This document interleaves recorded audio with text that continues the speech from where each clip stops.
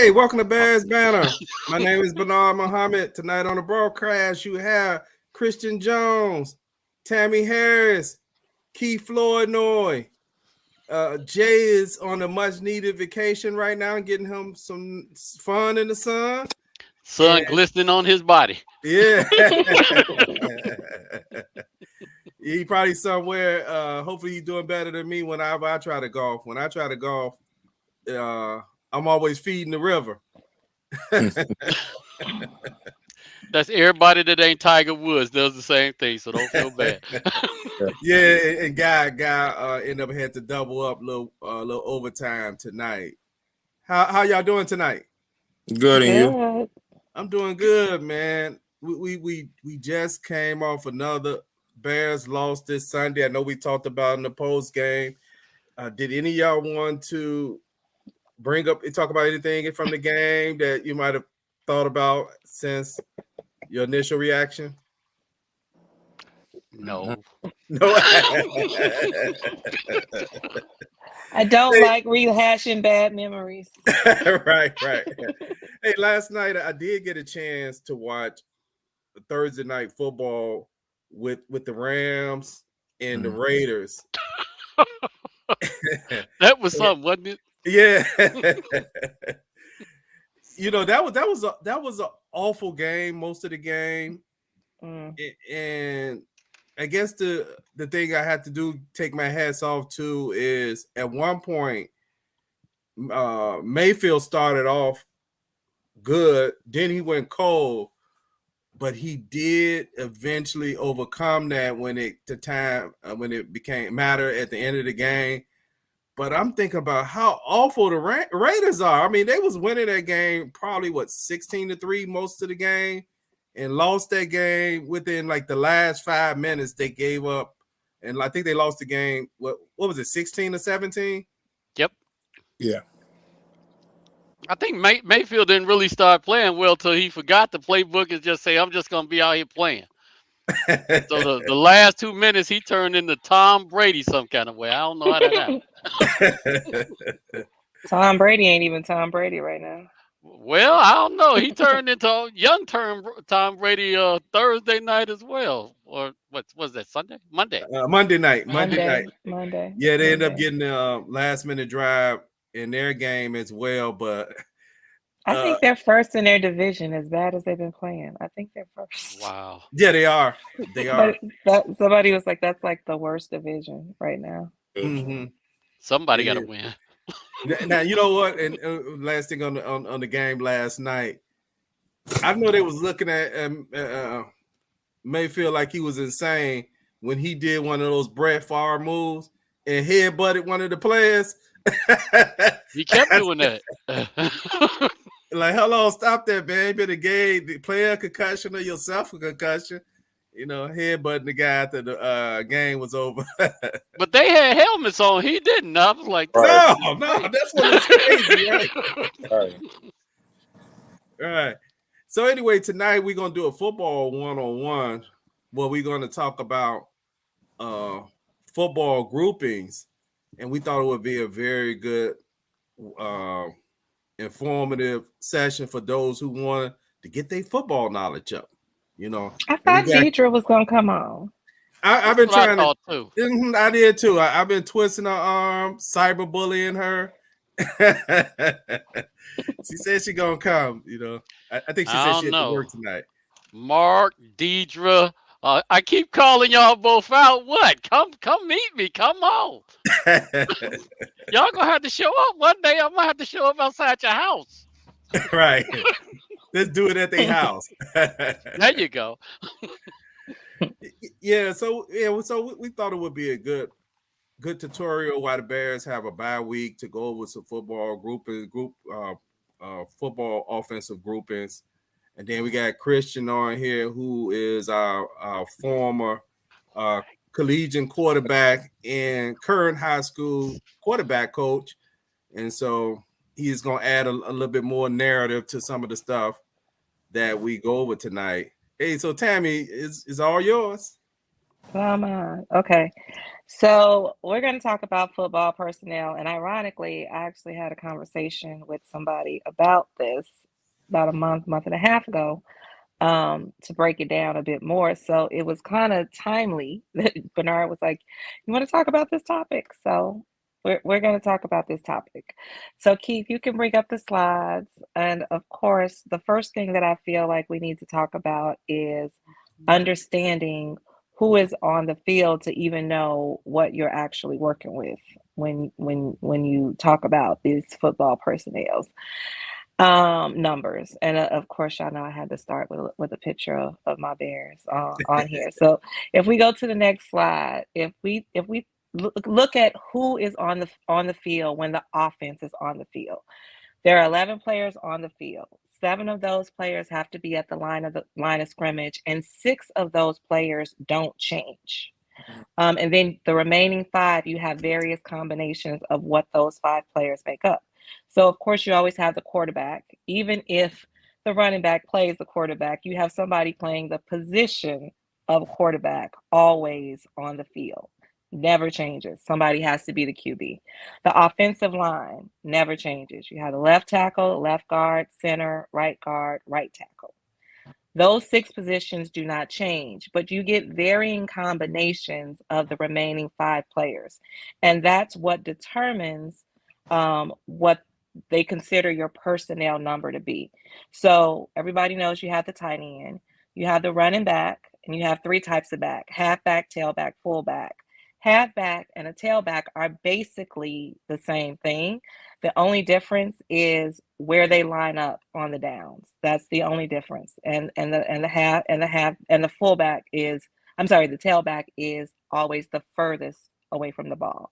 But same as a running back. And the fullback, well, I'll talk about that a little bit more too. Halfback and tailback, they're kind of short, stocky.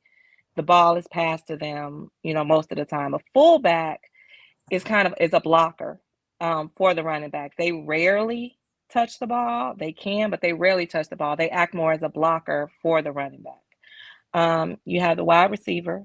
You have the XYZ receivers. The X receiver, they call it a split end. Some people do. I heard somebody told me that terminology isn't really used anymore, but I don't know. I guess it just depends on who you are. The X receiver lines up at the line of scrimmage. He's the furthest one from the center, and he lines up opposite the tight end. You have the wide receiver. He normally plays in the slot, but that position could also be a TE, a tight end. And then you have the Z receiver, and that's your flanker. This is just not how the line has to be set up, but it's just a demonstration of one possible formation. And we're not going to talk about personnel sets yet, because I'm going to tell you what they mean for you to even know what this personnel set would be. But you'll see you have 7 people, 7 positions that have to line up on the line of scrimmage. And of course, that is your 5 offensive linemen, your tight end, and 1 of your receivers.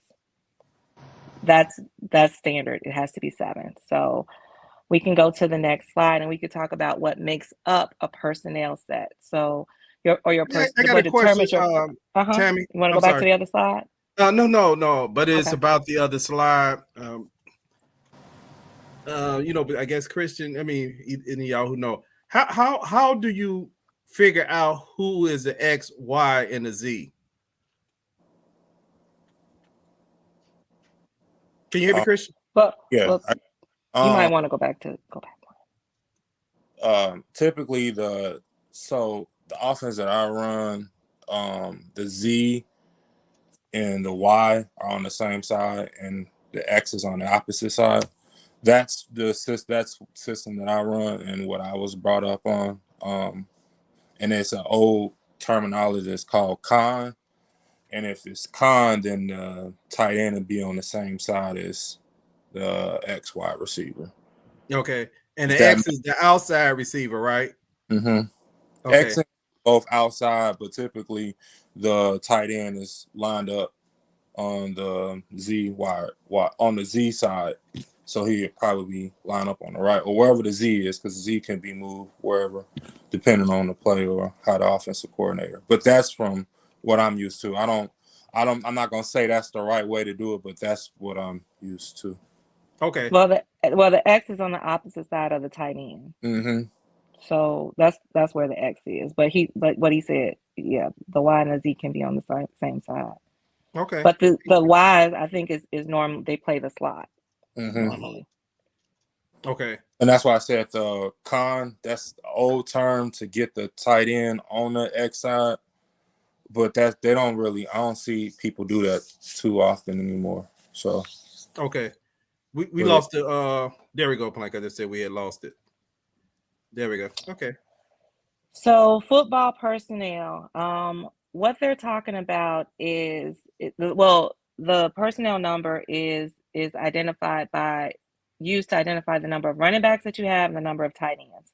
The first number is the number of running backs that you have. The second number is the number of tight ends. So if you have 2 running backs and 3 tight ends, you have a 23 personnel, and you have no wide receivers. This is the 5 remaining positions. So basically, a personnel number or package can be any combination of those remaining 5. Now, I didn't list all of them either on this slide or the other slide because truthfully, you can just do any combination to get you to 5. You might come up with one that nobody would ever actually run. Like you could say you could say you have 5 wide receivers, but we talked about that a little bit. 5 wide receivers, no running backs, no tight ends. You could have 4 running backs and 1 tight end. So you could have any combination that you can do to get to 5. That basically can be a personnel package. In the NFL, when I did a little research, 80% of the time, nearly 80% of the time, or a little bit more than 80% of the time, they're either running an 11 or 12 personnel. 1 running back, 1 tight end, 1 running back, 2 tight ends. Mm-hmm. And we're going to talk about the Bears in my opinion, on that in a couple of slides. Okay. But either way, that is the predominant one that people run. The predominant 2 that people run. Okay. Any questions? Hey, like thank everybody who's watching us on Bears Banner tonight. Tonight on Bears Banner, since the Bears have a bye week, we're doing football 1-on-1. Tammy gonna be dropping dimes tonight. So hey, if you got questions, put them on Facebook or YouTube so we could bring your questions up. And so maybe we could try to get some of them answered. If we don't know, we don't know. Yeah. So But I said for Tammy, the last 5 years, I'm sorry. The last 5 years, base have consistently 11 and 12 have been like the 80% or greater. Mm-hmm. But what were you gonna say, Okay. Keith? yeah, I just learned something new. I didn't know any of this stuff, so thank you for sharing that. So you're saying a 0 personnel is 5 wide receivers. The personnel is counted based on the tight ends and the running backs? Yep. Yep. Running back is Wow. first. Running back is the first number. Tight end is the second number. And the way that somebody explained it to me is they said the lower the number, the more the offense is geared towards speed. Mm-hmm. And the higher the number, they're geared to more strength and power. Yep. So they have Correct. more tight ends and running backs in there. They're doing more of a power game, probably more of a run game, with more play action and option passes. They have wide receivers. They throwing it. Okay. So yeah, so Yeah. Plank, when to kind of break the conversation for a minute. So if we came out, which is kind of rare though, if we came out in a 0 personnel as an offense, me, Christian, I guess Tammy be on defense with you because she's a defensive girl too. She'd probably get a penalty though, but It'll be worth it though. Hey, what would be a scenario that the defense will actually see a 0 personnel, which means we got 5 receivers and don't have anybody in the backfield? What scenario that the defense would see something like that? yeah, a lot of times you run that base cover 2, and you might also run those 2 corners, 2 of the corners as a man-to-man on whoever's going to be the deepest outside. It's a lot of different personnel that you can play that. Basically, they're not going to run at 5, that 0 personnel unless it's a Hail Mary end of the half. They just trying to air everything out because they don't have anybody to chip block or anything like that. You count on those 5 linemen to block everything. So it's a little bit risky for the offense, but basically you run a cover 3, or as I said before, I'd probably just have all of my DBs just wait at the end zone, and whoever get there, you look to tackle them. So you don't even look to tackle them. That's one of the mistakes that a lot of these DBs do at the end of the quarter. You see them trying to get an interception. That gives the offensive player a chance to catch it on a deflection or whatever. The best way to do that is actually knock the ball down. But just a little tidbit. Okay. Yeah, Mo said the same thing. Hey, thanks, Mo, for viewing us on YouTube. Mo said you may just see something like that maybe in a 2-minute drill. And Yep. hey, what's up, GG? I know I've been twisting your arm. If I knew you was gonna be off tonight, I'd have GG's been in the house. cyberbullying you. Come on and join us. So I'm not the only woman. Right. I'm She's gonna be the chief of staff. Okay. Let's go back to the slide. I'm sorry. Let's go. So we can go to the next slide. The next slide just kind of further breaks out more possible scenarios, explaining to you exactly how many running backs you would have in that scenario, how many tight ends, how many wide receivers. Again, some are more common than others. Like I said, the 11 and 12 is like 80% or more. The next one after that, I think, is 21. Is the next number. But a lot of teams, to me, this is where I feel like when you don't have the tools that you need, you could be creative and run different personnel sets and design different plays, which is something I think the Bears should have done last year when they knew we didn't have the strength that we needed in the wide receiver position, and we still don't have it. But basically, if you're like me, one way that I used to use to tell who the players were was the numbers on the jerseys. But as of 2021, they've made that more difficult.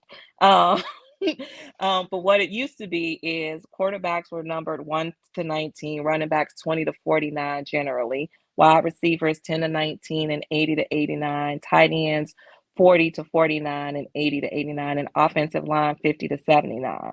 Now, I don't know all the players on other teams, so I didn't always know who was playing what position. So I would kind of try to use the jersey number to say, oh, that's this player or that's player. You can also kind of tell by body type. And with this change that they have now made in 2021, now that tight ends, wide receivers, and running backs are all in the same numbering category, you kind of got to look at body types and where they are to better understand. But the thing is, a person could be a running back and he could be in what is traditionally a tight end slot based on the formation. So then you have to kind of look at how they're built. So running backs are generally shorter, stockier, fullbacks are even stockier than regular running backs. Wide receivers are normally tall and lean. Tight ends are normally tall but cocky, built. They got muscle mass. So if you see somebody lean and tall and they're in that numbering system, they're probably a wide receiver, and you got to look at where they're lined up. So they made it a little harder to determine who these players are. So you got to rely on understanding the lineup and the body types. Okay. Yeah, So hey, I'm looking at your slide and I see a 12 personnel set, and I would say this is one of the things that I'm glad we're going over tonight for people who are kind of casual watchers of football, and sometimes you'll hear the announcers periodically say that, and then you would think kind of like if you didn't know a lot about football or didn't know the terminology, you say, how is there 12 personnel when there's only 11 people on the field? Right. So this really helps in this. But a team that I can recall running 12 personnel a couple of years ago was the Patriots. Mm-hmm. The Patriots used to run that 2 tight end set with I forget the guy's name. He went to jail when they first got Gronk. Fernandez, right. They would run that 12 personnel set. But when a team runs that, Christian and Plank, what two tight ends. I mean, what kind of D-backs are we playing? Our linebackers? Because it is a kind of heavy package, and I guess it's one of those things. Seem like is the two tight ends, are they blocking tight ends or are they receiving tight ends? I mean, how do you prepare when you see that type of grouping? Because that's kind of a little different. Well, we can stay on the Patriots. When they had both of them, Gronk is a great blocker, and Hernandez was too. So you don't typically see that, and that's what you want when you got two tight ends, is that they can block, and one of them is a good blocker and a pass catcher. But both of them were good blockers and pass catchers, so they utilized the 20 the 12 personnel setting a lot, and they use it a lot for the run game and the pass game. So they had a lot of runs that were play action. So they did a lot of stuff that you would think that was a run play, but it was off of play action. If that helps. Okay. Right. Yeah, and actually also, to that point, from a defensive perspective, Tom Brady was one of the people that had a problem with the jersey numbers being changed because it made it harder to identify who was the linebacker, who was the defensive ends, etc. So he see this big number 9 out there weighing 350 pounds. He's like, I'm not sure what I'm supposed to call. But after a while, Tom Brady's smart. He'll figure it out. But that's why you started hearing all of a sudden, a lot of the quarterbacks started calling out. Number 10 is the Mike. Number 23 is the Sam or whatever. So they gave them the ability of identifying what position they were playing to make sure that their blockers knew exactly who their assignment was. Okay. Yeah. So I want to ask this question from looking at that personnel group and way Christian described that. That is a little bit more challenging if both guys could actually catch and block, because you're talking about these tight ends are the size. Matter of fact, a lot of tight ends now are bigger than the linemen. Yep. I mean, these guys are 6'5", 6'6", 260, 270s, where the offensive linemen are probably maxing out a lot of times, maybe 6'5", because you got to realize sometimes too the linemen can only get so tall because they start affecting the quarterback's view. So you're gonna kind of max out. But what happens when you come in and you got your nickel in, and now he has to line up with Gronk, and he's 5'10"? It's a it's a mismatch.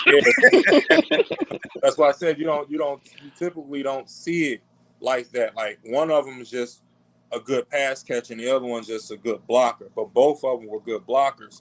So it was really like a disadvantage to the defense, because if you did go nickel, you in trouble. And if you kept your base out there, your outside linebackers are not quick enough to cover those guys. So it was really disadvantaged because they knew how to block. So you can leave both of them one-on-ones with defensive ends, and that's a problem. So it was really like a disadvantage. Yeah, another thing, Bernard, we're talking about the Patriots. This is what made them so iconic. One time I saw a game where they were out there with a 15 personnel. Or where they had you mean a 14? No, a 15. They had a bunch of linemen that were actually that had to check in, but they were actually playing tight end. So you actually ended up having, instead of 5 wide receivers, they had 5 linemen, 2 tight ends and 3 linemen. So that equated to the linemen were actually eligible to catch a pass. So trying to play defense against that, that's a nightmare. You got these huge 300-pound guys. You think they're not athletic, but they are. And like Bernard said, they're at least 6'5", 6'6", and you're usually trying to guard these guys from within the red zone. That's a nightmare for a defensive player. An absolute nightmare. Yes. Okay. Were you about to say something, Christian? No, I was agreeing. I was saying yes, it's a nightmare. Okay. Hey, thank everybody. Hey, Mo man, if you want to come on, let me know. I'll send you the link. But thank everybody who's watching us on YouTube and Facebook. And since the Bears got a bye week, we're talking about football one-on-one, football personnels. Back to you, Tammy. Okay, next slide. So I was curious as to what our Bears primarily ran last year, just to kind of break down what they did. So this is every play that the Wow. Bears ran in 2021. And or the person, I should say, this is the personnel set that they ran for every play for 2021. So 700 of the plays, they were 11.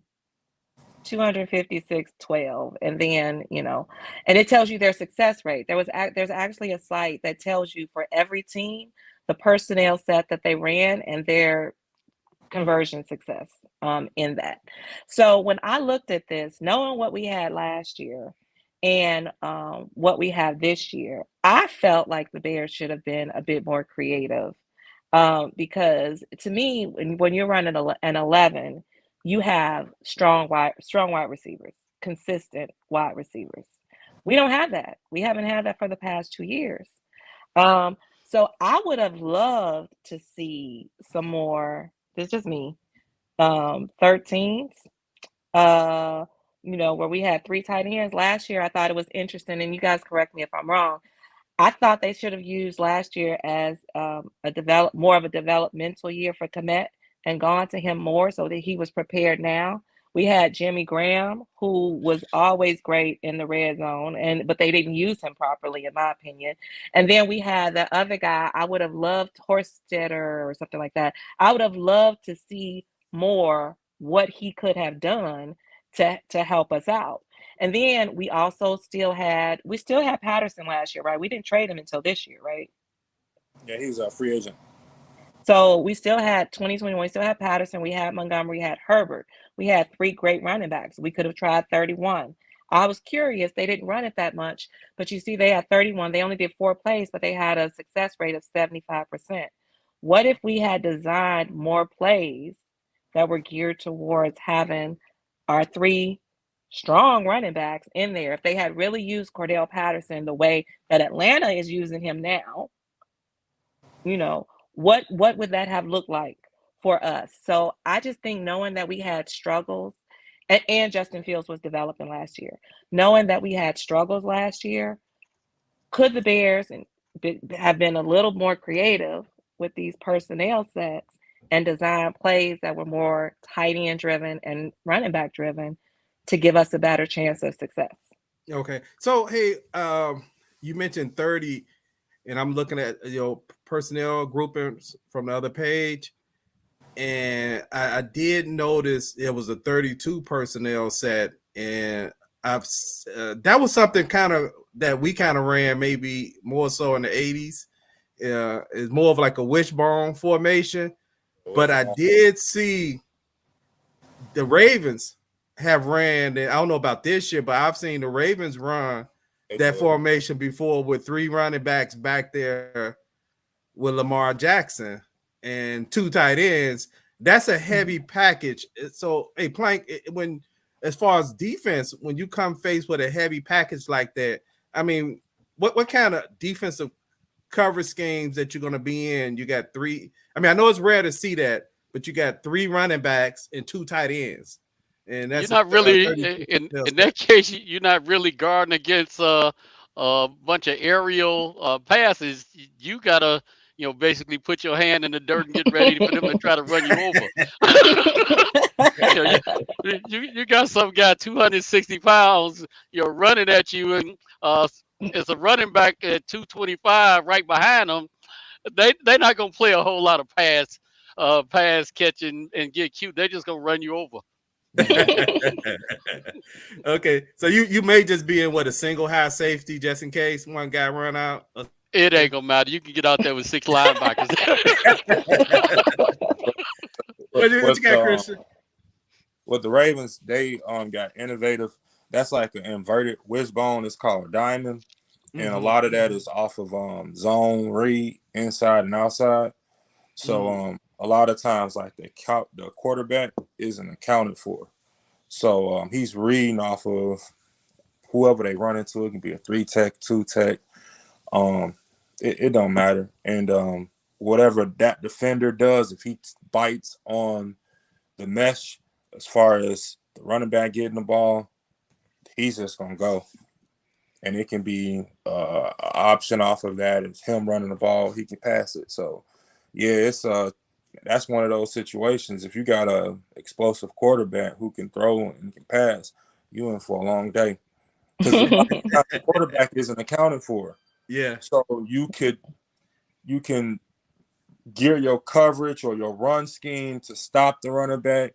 When you bring that 8th man or that 7th man in the box, sometimes you're gonna get the running back. But when that guy is now a quarterback, you can get gashed.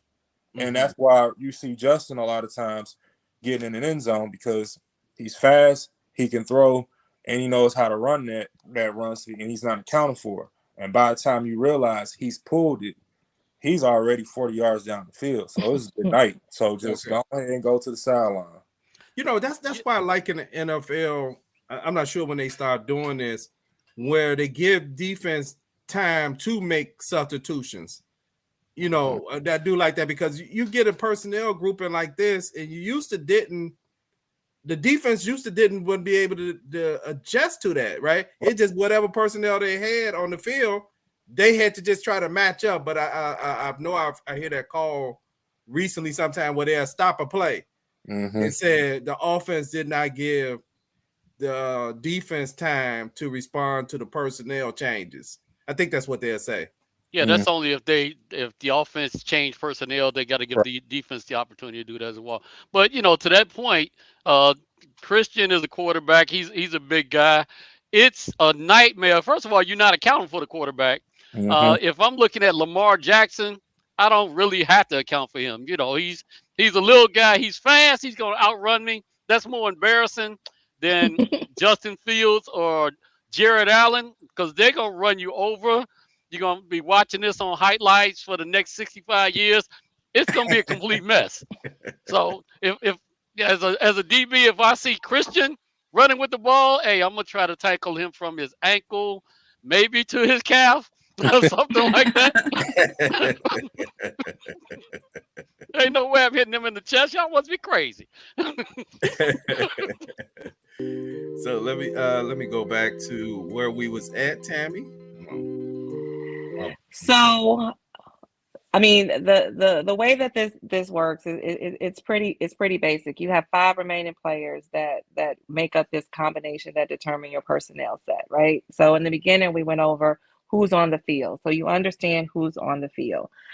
So the next couple of slides, I actually just gave some examples of personnel, and I wanted to see if some of the people that are on here could tell us what it is, knowing that the number of running backs that you have is your first number, and the number of tight ends that you have is your second number. So if you see this formation or this personnel on the field, what would that personnel set be?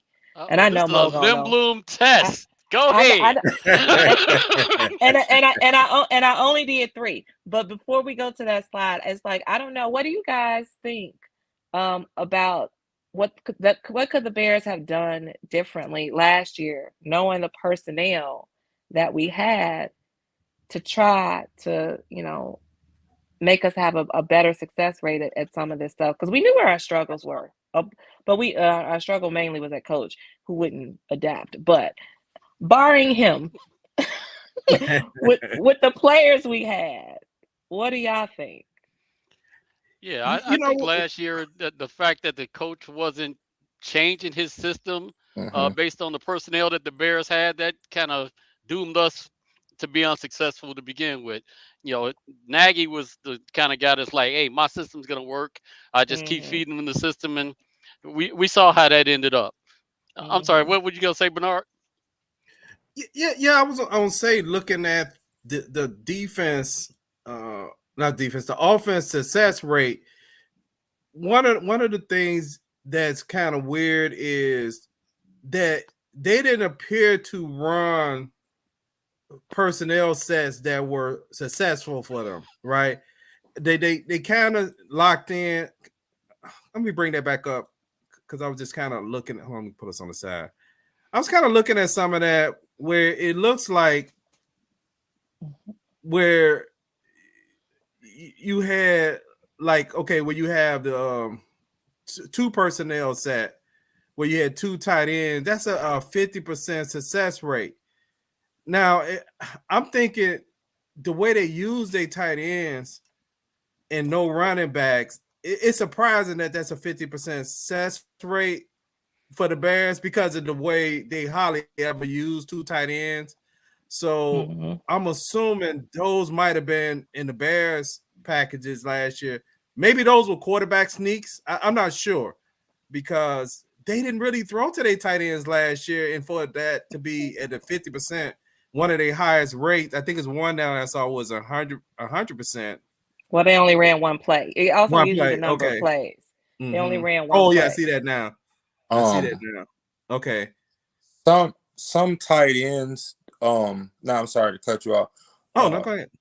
Certain tight ends, depending on offenses, they might be called something different.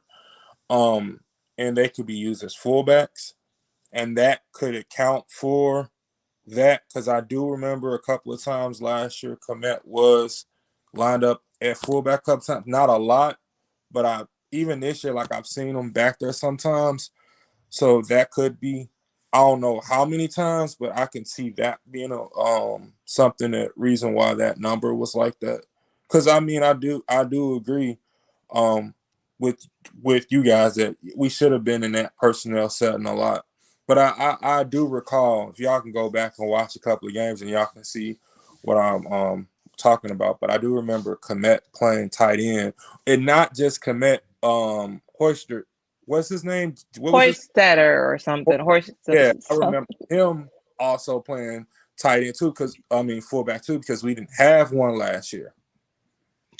Okay. Yeah, one of the problems that was happening last year is that a lot of times they bring in Graham, and everybody knew Graham was not a threat to block. So you could actually key on him. Anytime you see Jimmy Graham, especially within the red zone, you know the ball's coming to him. Versus, Husstetter or Komet actually were more of dual threats, even though they weren't using Komet very much last year. You can see the difference of him this year, though. Okay, so like Nagy complained a lot about, or at least made it a point that he wasn't here to run an I formation. Hold on, let me bring in Mo. Hey, what's up, Mo? How you doing? Hey, all right. What's up, fella? Hey, Mo. But when you look at the amount of plays they ran in that formation, it might not necessarily be an eye because we have to see the plays. But the 21 personnel does mean you have two running backs. And I would say when the Bears hit there, they might have hit an I formation. But when you look at the success rate of them in the 21 personnel, it was a 50% success rate, which is pretty good, being at a 50% success rate. But they only ran 16 plays at it, that's showing that even though they were successful in that formation, he did not want to run that formation. Right. What you got, Mo? Talking football 101. My whole take is we talking about Matt Nagy. he wanted to be Andy Reid. He was the self-proclaimed quarterback whisperer. So he wanted to run those chief plays where they run the deep balls and all that, but we just didn't have the personnel. But what we did have was a plethora of tight ends. We had two nice running backs. And we had a good quarterback. So you could have actually did like how y'all said the Ravens was doing. So, but he didn't want to run those big packages. He wanted a speedy team. He wanted the greatest show on turf offense. So, but we talking about Nagy again. So somebody should have told quarterback to be the unaccounted quarterback to be Andy Dalton. Exactly. But somebody should have told Nagy he was brought here to win. Exactly. Right. So do what you need to do to win. I agree with you guys. You gotta have personnel to run certain systems, and we should have been more of a power team, team, and that's what he was trying to do. And we just didn't have personnel to do it. Not even up front. Like our guys are big; they're not small guys. And typically, with small guys, you can run that zone stuff because they can reach block, turn, fender. But we got power guys. We had Kevin Jenkins and we had Peters. Some big guys. I'm not no zone guys. I'm some big guys. So I agree with Tammy. I agree with Plank. I agree with all of y'all. Like, we should have been more in a heavy personnel setting. We should have just been running the ball that way and just letting Justin do his thing. Personally. Yeah, you know what? And I'm glad you said that way, Christian, because when you look at a offense or a defense, especially offenses, we talk about offense tonight, is you to me you have to run a offense based off your personnel. Because other than that, it's like you're trying to put a square in a square peg, put a circle in a square peg, right? So you're running, and to me, where he was trying to run, and it's not about Nagy, but we just kind of, since Tammy gave some information, you're actually trying to run personnel set groupings where you don't have the adequate personnel to be successful at it, right? But then you're forcing other stuff that really doesn't make sense. And that's why a lot of times when you talk about football, you say, man, do they have the personnel to actually run that, right? Mm-hmm. If you running 3 receiver sets, do you actually have 3 guys who really could bring the ball in? Or, or do you just got 3 guys out there? Right. Yeah. Again, we talking about Nagy. And then the way the Bears were set up, we were a defensive team. So meaning on offense, we need to run heavy packages. Yeah. If you look at all successful defensive teams, they always had good running game and good tight ends. They may have had one good receiver, but he was more than likely a possession receiver. So when they needed a first down on like 3rd and 7, 3rd and 10, then you can go to that guy. But other than that, and we had that, honestly, we had Robinson. And then Mooney came out the blue, you know what I'm saying? So we had a okay version of our receivers, and Robinson was a good possession receiver. He just didn't call the plays. He wanted Robinson to run deep routes all the time. Right. So it was just like, that wasn't who he was. So okay. About it now, it is like, dang, because you forget, because it was so terrible season that you just forget. But that was a good point, Tammy, because when I think about it now, we should have went that personnel setting with 2 tight ends, especially with running the 2 wide receivers, like Mo said, because we would have been fine. We would have definitely. Yeah, quite often last season, I was like, "Why are we not using our tight ends?" I was like, yeah. No, see, like I said in the title, women do know football. Right. Yeah, we even got Gigi out here. I don't know what it's gonna take for me to bully Gigi. She said, "What's up, Plank?" How you doing? So yeah, one of these days, one of the women, one of the ladies have to come on here. They know that they'd be dropping dimes on the Facebook page, and I was like, come on here, talk smack on the show. I don't know about getting Gigi though. I remember she was gonna beat me up my sophomore year in high school, so I'm still a little scared of that. I'm just letting you know. Okay, so if we go to the next slide, who's gonna take this one? Who's gonna say what personnel set is this? Who got it? 3 receiver set that look like a single back set. So this is 11 personnel. Got 1 tight end, 1 running back. Yeah. Oh, so you want to know the numbers? What's the personnel? Single back. Yeah, it's 11. So I actually was gonna say, based off the letters I see on here, I'm gonna say this is a 10 personnel because I got 1 running back and no tight ends. It's 1. No, you got a tight end. It's tight end on the left. He on the left. He next to left tackle. Oh, I'm sorry, I didn't see that. Okay, yeah. So that's 11 personnel. 11 personnel. Yep. Okay, go to the next slide. Chris, you want to take the next one? Or we can have one. Or we can have one of the ladies do it. Oh, that's scary. She like you remember her? You trying to beat her up? Her trying to beat you up, brother? Yeah, I have a problem forgetting that. I wake up sometime in a cold sweat.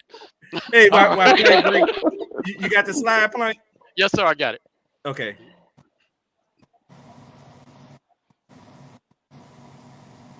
And we'll let Gigi take a stab at that. What is that, Gigi? We wait for her I'm answer. sure she knows what it is, though. Hey, so I was thinking about while we're waiting on her answer. I wanted to do a quick 2 for 2. Hold on, let me go back here so they can see us better. Man, the 2 for 2 is getting harder and harder. Man, I'm gonna have to concede and say my bottom 2. Man, I hate to do this. Don't do it. Don't do it. The Texans and the Bears. Oh man. I'm sorry, y'all. That's my bottom 2. My top 2 is right now. I'm gonna go back to the Bills and the Eagles are my top 2. Anybody else got? Oh, well, okay. I agree with you on the top 2. It's all right. What you got, Tammy, for the 2 for 2? So wait. So Gigi, just to remind you, the personnel numbers, the number of running backs is first. The number of tight ends is second. Right. But me, I mean, I agree still with the Bills and the Eagles on the top 2. I was initially going back and forth between whether or not I should go with the Bills or Kansas City, but I don't know. KC been like letting me down a little bit. Cincinnati. With their plan. I mean, I'm still rooting for them. Don't get me wrong, but the Bills have been a bit more consistent. Now, Bernard, I'm gonna have to come to Chicago and beat you up for putting the Bears in the bottom 2. I think the Bears put themselves in the bottom. well, just like I would never pick Green Bay when we're playing them ever. I would never put my Bears in the bottom ever. And then you heard me twice because you put Lovey and the Bears in the bottom. That's how I was struggling. My bottom 2 are the Texans and the Steelers. I'm sick of keep putting the same people on. The Steelers suck. They don't look like they're gonna do any better. The top 2, I'm going with the Bills and Kansas City. They starting to actually forget Kansas City. Let's go ahead and replace them with Cincinnati because Joe Burrow has actually beaten Kansas City 3 times in a row. That a lot of people haven't been paying attention to that. So I'm definitely gonna go with the Bills and Cincinnati. That's a good call. Top 2. Hey, what y'all got, Christian and Mo? Yeah, I was gonna say Cincinnati and the Eagles. Oh, okay. Yeah. And bottom 2. I don't know. The Texans. I was gonna say the Bears, but I don't want to go there. Hey, you gotta try to get on that hit list with Mark. Mark. Texans. That's it. Why are these women so violent, man? I'm a little concerned. Hey, what you got, Mo? I put a person or 2 in a headlock or a full Nelson in my life. My top 2, I'm gonna go with a surprise. I'm gonna go with Philadelphia and Dallas. Dallas man, is playing hard, man. I don't like them either. But they've been playing hard, man, for real. Like something going on. And we know this is every year. And then come December, they fall back into the regular Dallas. But then my bottom 2, I got Green Bay and Ohio State.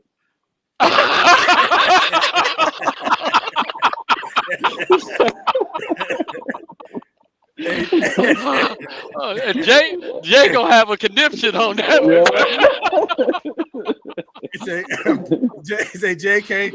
Jay can't even get away from the Ohio State thing even when he's not on the program. Hey, who want to take a shot at what is the personnel grouping for this? Would this be 22? Yeah, that's 22. Good call. Yep. Good call. Fullback, tailback, and 2 tight ends, so 22. And Gigi, I didn't have nothing to do with that, so don't be putting that on me. and a flanker as a receiver. Yeah. Heavy I formation. You ready for the next one? Yep, ready for the next one. The last one, since Keith said I was quizzing folks. What's this one, Keith? That is 32. Yep. Personnel. Yep. Halfback and 2 fullbacks and 2 tight ends. So 3 in the backfield and 2 tight ends. Yeah. And I just think that our year would have been different last year had the Bears run, a different personnel. I agree. Used what we had instead of what he wanted. But I think that's what everybody said all year, and that's what was so disappointing. You know, when we were on the show, we kept saying the same thing. All of the pundits on the national programs were saying the same thing, and Nagy just listened to whatever he wanted. So that's what was frustrating about that. Nagy was the most stubborn coach I ever saw that the Bears had. Like, even though, we know they're not supposed to listen to outside influences, but come on, man. You have to watch film just like we watch film. We watch the game. So y'all watch film, you got to know what's working. Your personnel has to break down those percentages that y'all just listed, and they have to say, oh, yeah, running 22 works 50% of the time. Running 21 works. So why don't we just run more? But this dude steady. And wait, they only ran 31 4 times, but 3 out of 4 times it was successful. So like, thank you. Try it. Like try it. And let's see. You don't got nothing to lose. No, we don't want to run what works, so forget that. Especially when you get in your goal line situations, it's always good to have some kind of heavy package. And it still puzzles me, teams who still sometimes line up in a personnel grouping in the shotgun, and sometimes without nobody in the backfield. And you need to score yards. I mean, if you got a good quarterback sneak, that, like say a Tom Brady who could get it. But a lot of teams now are using that back there too to help push the guy in. To give that extra push if you get a stalemate at the line. So when teams go empty sets on the goal line or short yardage, the percentage it seems like it decreases. What's your chat, Christian? Yeah, I was just saying. I was just agreeing with you. I don't agree with it. Yeah. I don't know what the percentage is, but just logically, it just doesn't make sense to me. And when what game was that what's our Getsy did that this year? I think that was against the Packers. That me the first time, yeah. I don't understand. Somebody was drawing up the play and the blocking scheme and how it was supposed to go, but even still, when they were trying to make logical sense out of it, I would just never do that. It just doesn't make sense to me. Yeah, because that was one of the games where he was after the game. He was doubling down on him doing that. But it's ironically that I have not noticed them run that in short yardage situations again. Even though after the game he was like, I'll do it again if I had to. Okay. It's just too quick. Everything too quick. You got every gap accounted for. So you're going to have both your linebackers, or you might have two techniques hitting the A gap, B gap, C gap. Everything is going to be accounted for. So by the time you get the snap from shotgun, your running back has nowhere to go. You better off just get on the center and just trying your luck. Had a quarterback. Justin Fields big. He's tall. He's strong. Just try to push him in the end zone. But doing shotgun from the goal line, that's just stupid to me. What's crazy is that was the first Green Bay game. The second one, they did the opposite on 3rd and 5. They wanted to keep running the ball, and that's how we end up with the stupid play. So it's like, he just don't get it sometimes. Well, what gets me is a lot of times when they ask these coaches, they say, well, if you had it to do over again, would you do something different? And they try to double down and say, no, I do the same thing. So that's like asking you, if you know what the lottery number would be tomorrow, would you play the right numbers? No, I still play my numbers. Okay. Go ahead. I think Tammy, that was some real great information. It was very informative for me. Thank you so much girl. for that time. No problem. I knew probably 50% of those groupings, and when you send me the slide, I was like, "Whoa!" With some other personnel grouping because I was unfamiliar with them. So I learned a lot. It's because they're not common. They're not common. Right. So all we got to do is work on. These offenses are growing so much that stuff that maybe used to be done or not common, you actually do catch the defense off guard when you do stuff that doesn't look quite right, because you're not used to doing it. So that's some of the innovation of when you do go out of those norms. The defense see that is like, hold on, like what's that? And sometimes force them to call timeouts. Like, hey, hold on, we're gonna call timeout because we don't recognize that. But Christian here just mentioned Justin Fields, and I've been looking at a lot of like social media and also the radio, and one of the most common conversations that have taken place this week is, should Justin Fields play next week? What do y'all think about that? Absolutely. I think if he's 100% or good to go, to whereas if they say that his injury can't get any worse, then go ahead and play. But if they say that it will hinder him as far as his passing accuracy and all that stuff, then just go ahead and sit. Look here. So the man went. Yeah, you don't. 20. I think he fine. Me too. 20 for 25. That's right. That's impressive. You only missed 5 throws. I think he fine. Yeah. You don't get better if you don't play. Exactly. I agree. Hey, Bernard, we might want to, I want to give a handout, clap again to all of these women. Good job. Tammy, Deidre, Gigi, Christy, thank you for coming. We might let y'all actually play, but y'all a little bit iffy with the rules and y'all penalties and stuff like that. You can't just go out there and assault people. You got to be within the rules. Well, no, you play within the rules. I didn't. We can't go by me. you play within the rules, but sometimes if you gotta take a penalty, make it worth it. Right. Okay. Send the goons out. Right. I'd like to thank all those who's watching us on YouTube and Facebook. And if you're on YouTube, please hit the subscribe button at the bottom and become a regular subscriber of Bears Banter. With the bye week, we just we ended up implementing football 1-on-1, which we probably only done maybe about 2 or 3 times this season. And man, we looking at the bragging rights. Mark Chin, man, you tried to call us out because we have he did, didn't he? Yeah, we have the win-loss for those who are not on the Facebook page. We have about 30 people participating in the Bears pool and selecting their winners.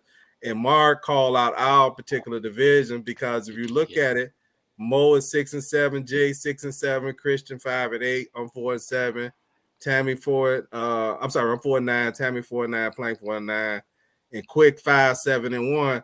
And Mark said not one of us are over 500. Wait. Well, Vegas don't get scared when they see us get off the plane, man. Well, see, this is what I said. Mark is one of those times when you got to take a penalty that's worth it.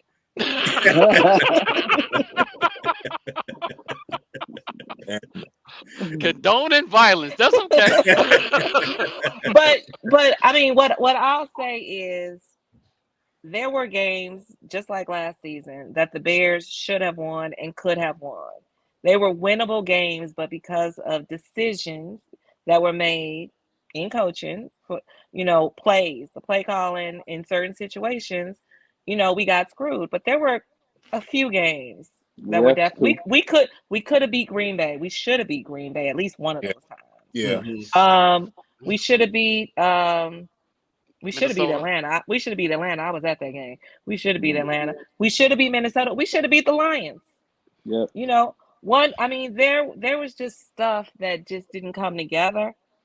That should have that score should be. It's no excuse. And then plus we are, Bernard, you said we're not homers. Okay, we're not homers, but we are hopeful. But we're hopeful. We want the Bears to win, and when you know that they have. We're not where we need to be as far as anybody saying we're going to the Super Bowl, but we had winnable games this year because our schedule was easier. That's why we thought they were going to win. Mm-hmm. If we going, we paying for a ticket. What was that? What was that game? Claypool didn't get that call. Yeah. Oh, there was a PI call. What was that? Wasn't that Detroit? I don't know. Yeah, I can't. They all melded together. They all kind of blend in. Yeah. That call. And that was the other thing. The refs have been so against us, and I don't even know why. Even at home, I don't know. We don't get calls, and they get phantom calls against us. So it's been frustrating. Claypool. Hey, Tammy Christie, love one of my classmates says, great job. She learned something tonight. Thank you, Hey, Christy. Mm-hmm. What was that, Mo? No, I was gonna say I think that was Claypool's first game with us too. Yes. So It was. so I can't remember who we played, but we had that game. Yeah, and you remember we still had an opportunity because that fourth, whatever it was, Justin got out of our pocket because he was in some trouble and he threw a strike to And the Brian guy dropped the and ball. he dropped the ball. Yep. Equanimous. Yep. The same no route running Equanimous. You too, Christy. You too. Come on the show. Right. Do Come on, this with girl. me.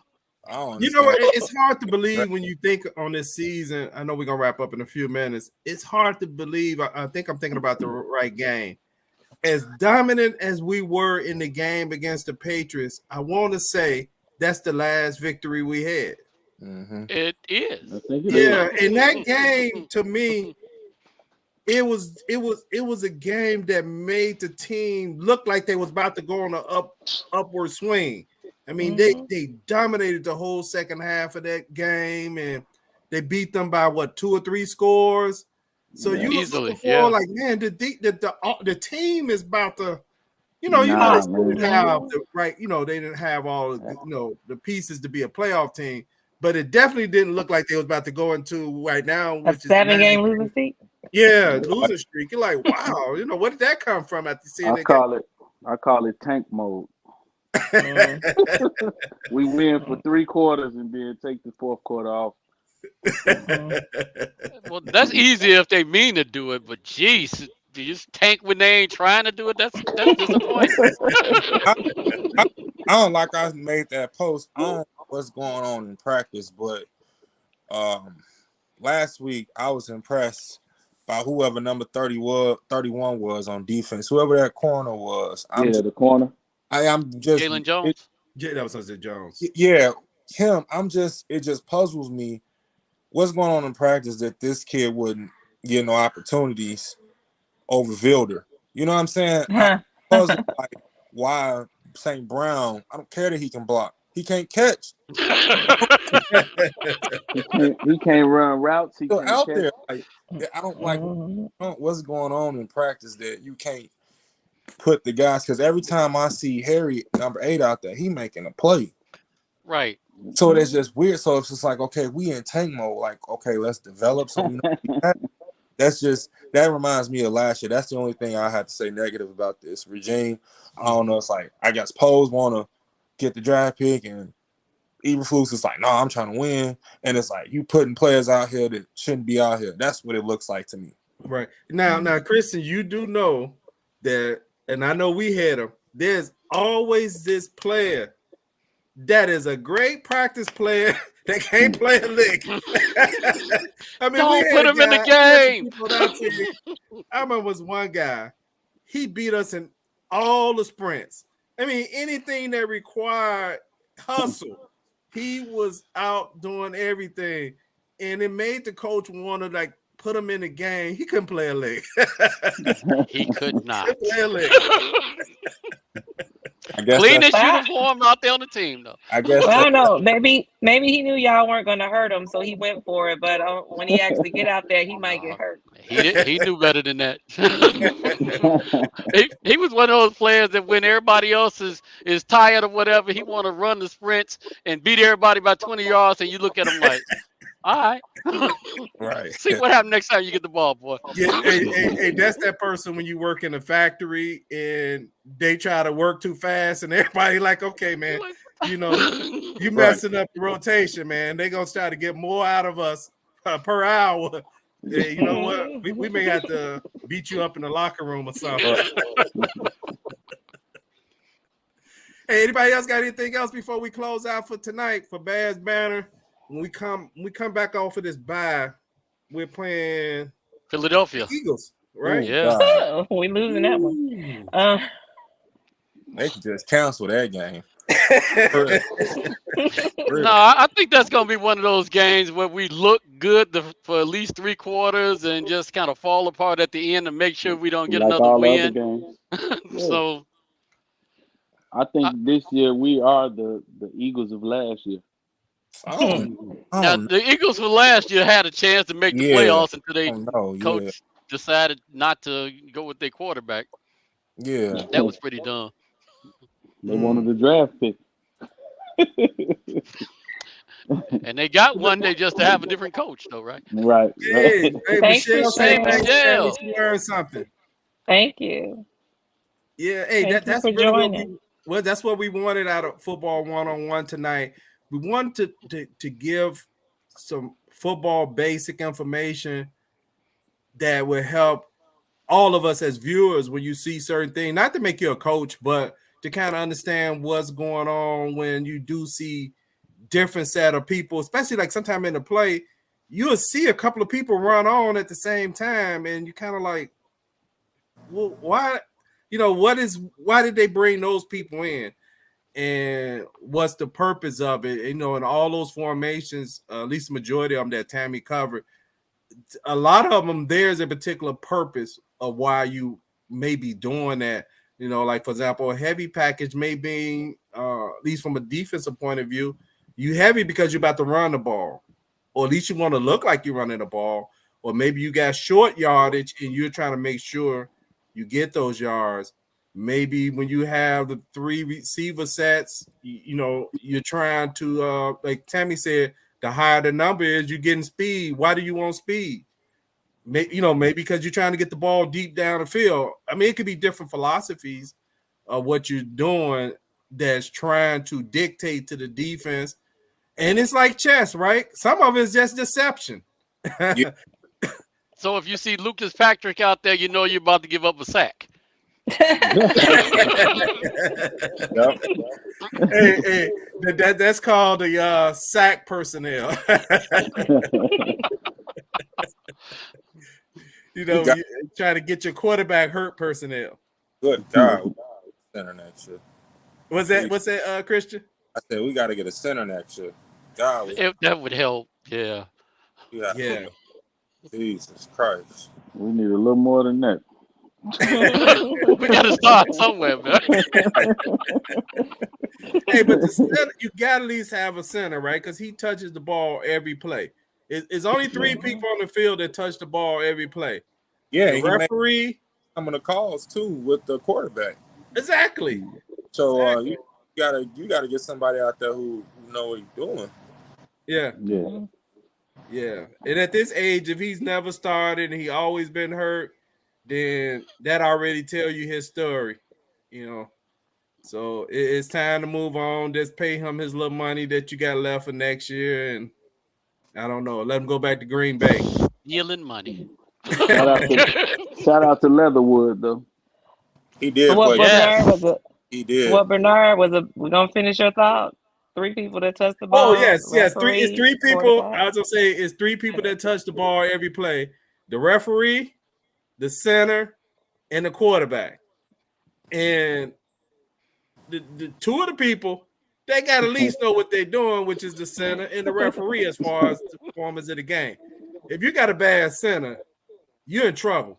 You're in trouble because the center, not only he got to know how to block, he probably is the quarterback of the offensive line. And not only he has to be able to block, he has to be able to call out the line protections and be athletic enough to get and block people, or to just pick up people in certain packages that maybe some of the other guys, when they doing kind of stunts and stuff like that. So if you got a bad center, man, you're going to have a long season, man. And a lot of times the centers are the smallest guys on the line. Right. And so those guys usually got to be pretty mean, nasty guys, and not like Patrick, who's talking like he's mean and nasty. That just talk. Well, generally, you got the highest IQ players on the field are the offensive linemen. At the same, conversely, the lowest IQ players are the defensive linemen. So you would think the offensive linemen, that's probably why they win more often than they lose. Yeah, and to add to Plank said, your IQ has to be very high because, like Tammy said, the numbers have changed. So now you really got to be out there paying attention, because the mic, depending on what play you call, the mic could be anybody. The mic could be a defensive tackle, depending on what play. It could be the defensive tackle. So if they say, "Hey, Mike is number 97," and you go to the actual mic, that play is dead. Right. I've seen it happen. So yeah, you gotta have a good IQ to know what the heck you out there doing. And like 80% of the time too, in pass pro, they do like half slides.